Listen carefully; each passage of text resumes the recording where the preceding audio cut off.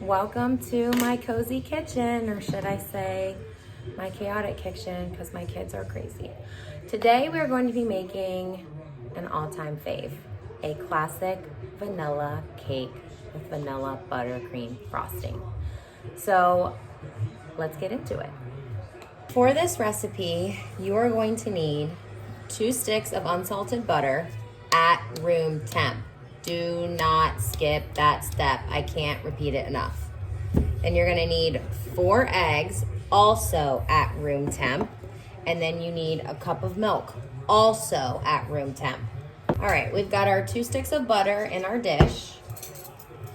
Next, you're going to add 1 3/4 cup of white sugar.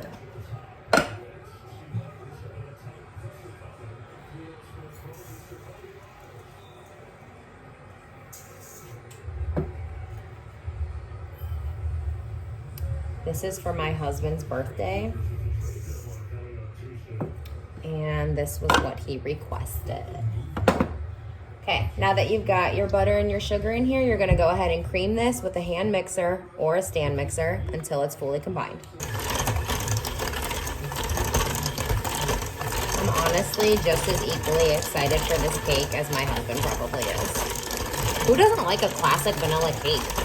My God. So good. Creamed. Next, you are gonna go ahead and take your eggs that are at room temp. You wanna go ahead and put these in a bowl. 1, because you don't wanna get shells in your butter mixture.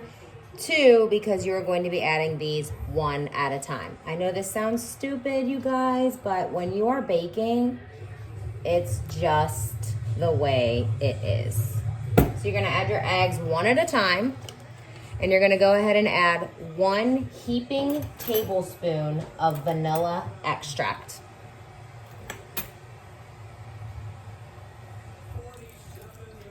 This is a teaspoon because I don't know where my tablespoon is, so I'm kind of just eyeballing it, which honestly is usually fine. Unless you poured in like 1/4 cup, which obviously don't do that. Go ahead and start mixing this together.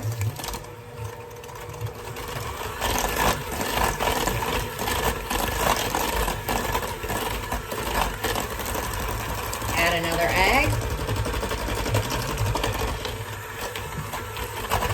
And so on and so forth until all 4 of your eggs are fully combined and this mixture is mixed properly. All right, you've got your eggs and your vanilla combined, so it should start taking on the form of cake batter. So then in a separate pan or bowl, you're going to go ahead and combine your 3 cups of cake flour, 1 tablespoon of baking powder, and 3/4 teaspoon of salt. You can sift these together. I kind of find that with cake flour, I don't necessarily need to do that because it's like a different texture than all purpose.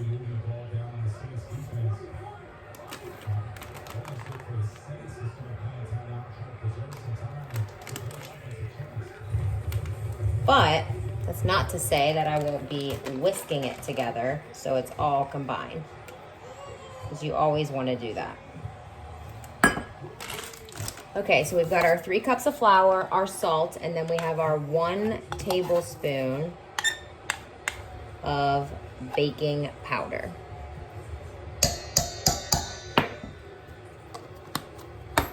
Go ahead and whisk that up.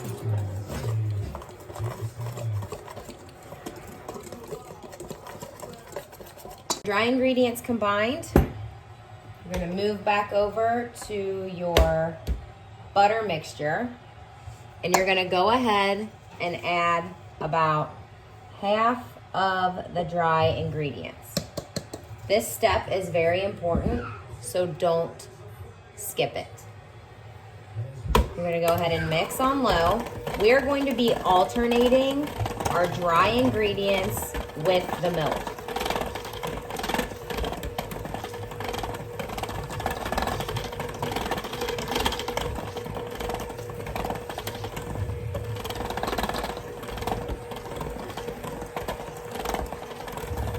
now you can see that this is starting to get combined and really take on that cake batter form. So you're gonna go ahead and add half of your milk.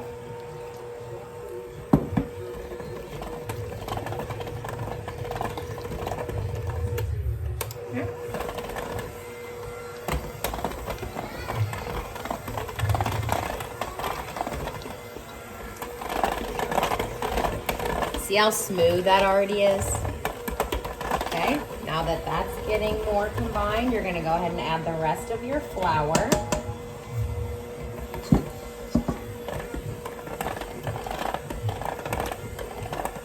Oh, baby.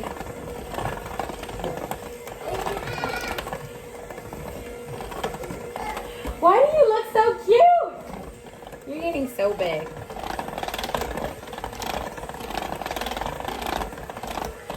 I know this step seems a little like mundane, but when you're baking, I'm telling you, if they tell you to move this bowl 4 inches to the left and then do the hokey pokey, I'm serious, you better do it. I don't know what it is about baking, but you better follow that recipe like they tell you.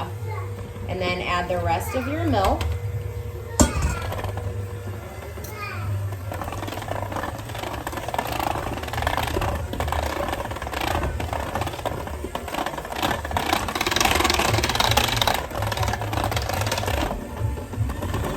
Turn this up just a little to give it a nice, good mix, but you don't want to over mix it, okay?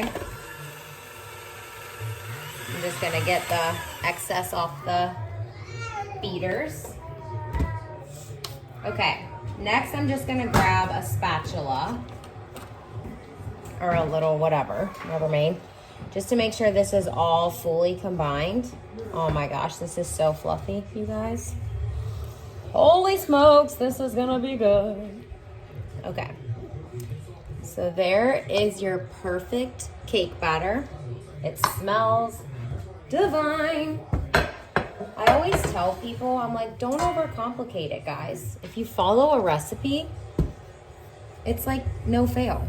Anyone can cook and bake, I'm telling you. Okay, so now we've got our 9x13. Go ahead and pour your batter into your pan.